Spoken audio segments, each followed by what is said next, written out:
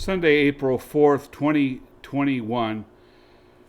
Our verse today comes from John's first letter. He writes this, "That which was from the beginning, which we have heard, we have seen with our eyes, which we have looked at, and our hands have touched, this we proclaim concerning the word of life." The very first verse of John's first letter. I titled this An Eyewitness Account.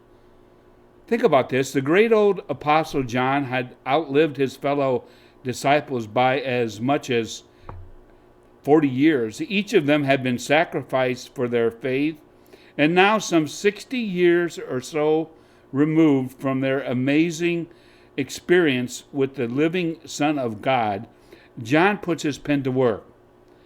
He now is the lone voice to declare the glory of God through Jesus Christ. It is the last decade of the first century. The church has grown and flourished as well, and has been attacked by false teachers and their errant theology.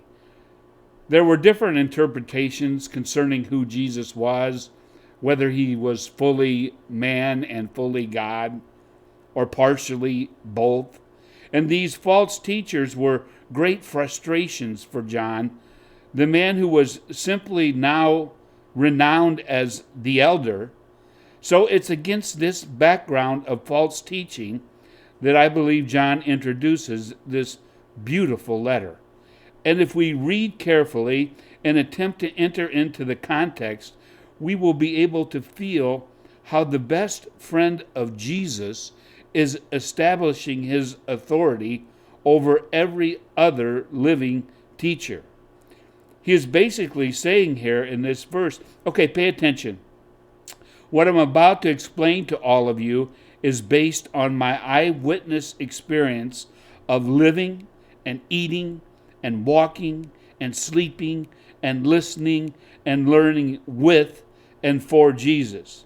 You see, the truth is, I was there. I saw it all with my own eyes. I heard it with my ears. I held Jesus in my hands. Now, as far as these other so-called experts, well, they weren't there. I was. I was with him, and here is the message he wants me to pass on to you.